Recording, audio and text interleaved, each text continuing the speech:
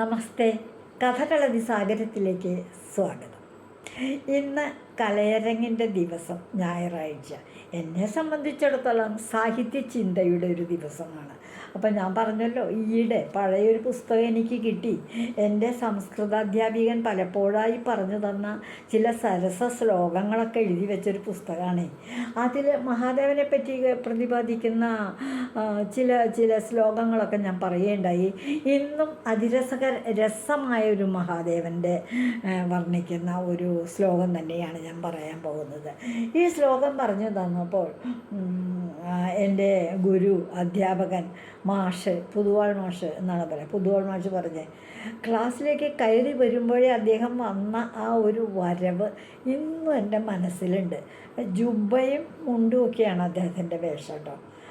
ഞാൻ അദ്ദേഹത്തിൻ്റെ ശിഷ്യയായിട്ട് ക്ലാസ്സിലിരിക്കുന്ന സമയത്ത് ഞാൻ 6 വർഷം അദ്ദേഹത്തിൻ്റെ കീഴിൽ സംസ്കൃത ക്ലാസ്സിലിരുന്നിട്ടുണ്ട്. ക്ലാസ്സിലേക്ക് വരുന്ന ആ ഒരു വേഷം, ഒരു ഫുൾ കൈ ജുബ്ബ ഉണ്ട്, കയ്യും വീശി നല്ല നീണ്ടെന്ന് പറഞ്ഞ ഒരാളാണ്. കയറി വരുമ്പോഴേ പറയാണ് ഈ ശ്ലോകം പറഞ്ഞു തരണോ സാർ. ഇന്ന് ഞാൻ നിങ്ങളെ കണക്കാണ് കേട്ടോ പഠിപ്പിക്കണേ. 6 കൂട്ടിയാൽ എത്രയാണ് കുട്ടികളെ എന്നാ വെച്ചേക്കണേ. എല്ലാവരും ഒറ്റ ഉത്തരത്തിൽ ചാടിപ്പറിച്ച് പറയല്ലേ, 7 തന്നെ, 7. 6 7 6 7 എന്താ നിങ്ങളീ പറയണേ? എന്നാൽ നിങ്ങൾ പറഞ്ഞത് ഞാൻ ശരിയാക്കി തരാം. 6 12 എന്നല്ലേ നിങ്ങളെ കണക്ക് മാഷ് പഠിപ്പിക്കാറ്? അതെ, ഇന്ന് ഞാൻ പഠിപ്പിക്കണത് 6 7 എന്നാണ്. നിങ്ങളതെന്താ പറയാൻ കാരണം? അപ്പോൾ പറഞ്ഞു, ഞങ്ങൾ മാഷ് മറ്റേ ക്ലാസ്സിൽ പറഞ്ഞു കൊടുത്തിട്ട് ഈ ശ്ലോകം മറ്റു കുട്ടികളൊക്കെ ഞങ്ങളോട് പറഞ്ഞു തന്നു, അത് കാരണം ഞങ്ങൾ 6 7 എന്ന് പറഞ്ഞു. അങ്ങനെ വരട്ടെ, അത് ശരി. എന്നിട്ട് എങ്ങനെയാണെന്ന് അറിയാമോ നിങ്ങൾക്ക്? ആ സൂത്രം അറിയില്ല എന്ന് പറഞ്ഞു. എന്നാൽ ഞാൻ പറയാം. അതൊരു ശ്ലോകമാണ്, മഹാദേവനെ വർണ്ണിക്കുന്ന ഒരു ശ്ലോകമാണ്.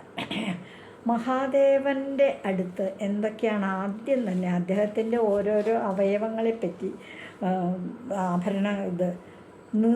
ലക്ഷണങ്ങളെപ്പറ്റി പറയണം. നീറും തീപ്പൊരി കണ്ണിങ്ങനെ ഇരിഞ്ഞ അഗ്നി വമിക്കുന്ന കണ്ണ്, അച്ചക്കൊച്ചക്കാന്നെ 3-ാം തൃക്കണ്ണേ, തിരുനെറ്റിയിലുള്ള മഹാദേവൻ്റെ ആ തൃക്കണ്ണിനെ പറ്റിയാണ് പറയുന്നത്.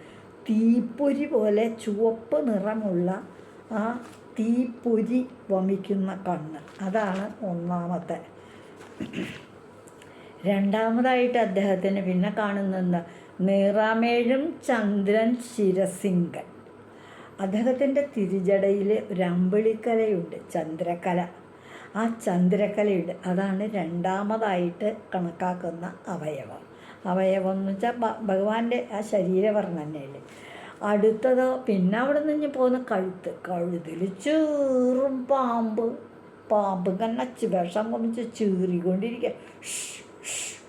ഒരു ചീറ്റൽ കേൾക്കാം, ചീറ്റും പാമ്പ് കഴുത്തിൽ. അതാണ് 3ാമത്തെ ഒരു ലക്ഷണം.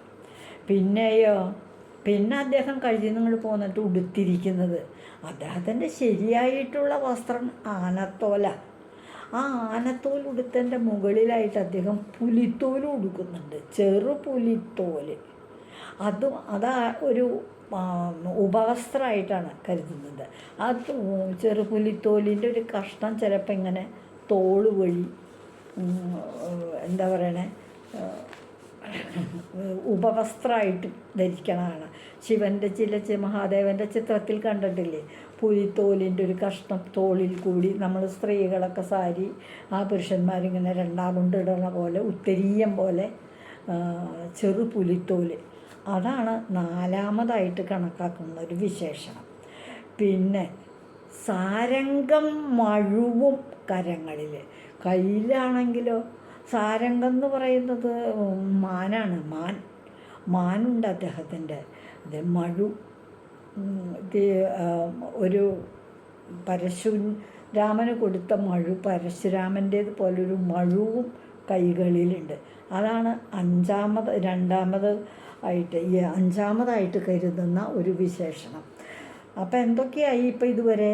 നീറും തീപ്പൊരി കണ്ണ്, ചന്ദ്രൻ ശിരസിൽ നിറമെഴുന്ന ചന്ദ്രൻ ശിരസിലെ, കൂടാതെ ചീറുന്ന പാമ്പ് കഴുത്തിൽ, ചെറു പുലിത്തോല് അരയിൽ, സാരംഗം മഴുവും കയ്യിലാണെങ്കിൽ ഒരു കയ്യിൽ മഴു, ഒരു കയ്യിൽ മാൻകിടാവ്.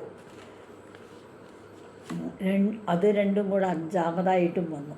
ഇനിയോ ഇതൊക്കെ കഴിഞ്ഞിട്ട് ഇതുപോലെ ഇരിക്കുന്ന ചേരുമ്പടിയൊക്കെ വന്നിട്ടില്ല മഹാദേവന്. കാറും പിന്നെയൊരാറും. ആറ് എന്ന് പറഞ്ഞാൽ പുഴ എന്നൊരർത്ഥമുണ്ട്. 6 ശിരസിലുണ്ട്. ആരാ? ഗംഗാദേവി ഇരിക്കണപ്പോൾ എവിടെയാണ്? ശിരസിലാണ്. 6 കാറും 6 ചേരും പടി കാറും പിന്നെയൊരാറും എന്നിവ. 6ാമതായിട്ട് കാണുന്നത് ശിരസിലിരിക്കുന്ന 6ആണ്. അപ്പോൾ ഒരാറ് ഇവിടെ വിശേഷണങ്ങളും തലയിലിരിക്കുന്ന മറ്റൊരാറും ഗംഗാദേവിയും. അങ്ങനെ 6ഉം കൂടുമ്പോൾ എല്ലാം കൂടിയിട്ട് ഇപ്പോൾ വിശേഷണങ്ങളെ 7 ആയിട്ടുള്ളൂ. അപ്പോൾ 6ഉം കൂടിയാൽ എത്രയാണ്? 7 അതാണ് ഈ ശ്ലോകത്തിൽ പറയുന്ന സാരം. ഈ ശ്ലോകം ഞാനൊന്ന് വായിക്കാം, ശ്രദ്ധിക്കും. നീറും തീപ്പൊരി കണ്ണിലും നിറമെഴും ചന്ദ്രൻ ശിരസിങ്കലും. നീറും തീപ്പൊരി കണ്ണിലും നിറമെഴും ചന്ദ്രൻ ശിരസിങ്കലും. ചീറ്റും പാമ്പു കഴുത്തിലും, ചീറ്റും പാമ്പു കഴുത്തിലും, ചെറുപുലിത്തോലരക്കെട്ടിലും. ചീറ്റും പാമ്പു കഴുത്തിലും, ചെറുപുലിത്തോലരക്കെട്ടിലും. സാരംഗം മാൻകിടാവ് ഒരെണ്ണം തോളിലുണ്ട്. സാരംഗം മഴുവും കരങ്ങളിലുമങ്ങീശനു ചേരും പടിക്കാറും. പിന്നെയൊരാറുമെന്നിവ. പിന്നെ ഒരാറ് അത് ശിരസിലിരിക്കുന്ന ഗംഗാനദിയും. ഗണിച്ചിടുമ്പോൾ ഇതെല്ലാം കൂടി കൂട്ടുമ്പോൾ 7 വരും. 7 വരുന്നുള്ളൂ, 12 ആവുന്നില്ല. 6ഉം 6 വിശേഷണങ്ങളും തലയിലിരിക്കുന്ന 6 വേറെയും. അപ്പോൾ 6ഉം കൂടുമ്പോൾ മൊത്തം 7 ആകുന്നുള്ളൂ. അതാണ് ഈ ശ്ലോകത്തിൻ്റെ സാരം. ഒന്നുകൂടി ശ്ലോകം വായിക്കുന്നത്. നീറും തീപ്പൊരി കണ്ണിലും നിറമെഴും ചന്ദ്രൻ ശിരസിങ്കലും. ചീറ്റും പാമ്പു കഴുത്തിലും, ചെറുപുലിത്തോലരക്കെട്ടിലും. സാരംഗം മഴുവും കരങ്ങളിലുമങ്ങീശന്നു ചേരും പടി കാറും പിന്നെയൊരാറുമെന്നിവ. ഗണിച്ചിടുമ്പോൾ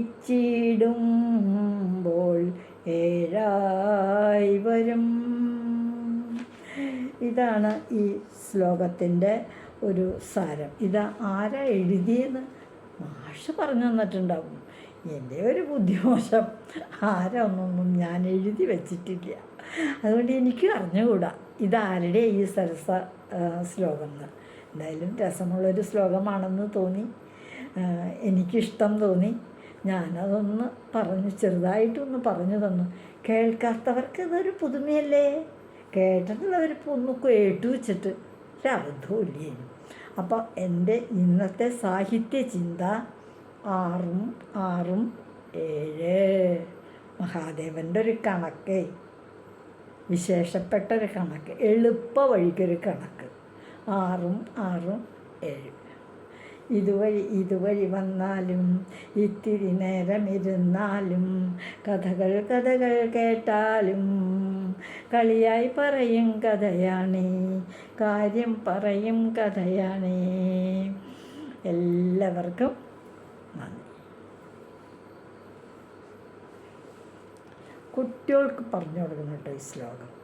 കാരണം ചില സരസ ശ്ലോകങ്ങളൊക്കെ അവരൊന്ന് കേട്ടിരിക്കട്ടെ, അതൊക്കെ ഒരു രസമല്ലേ.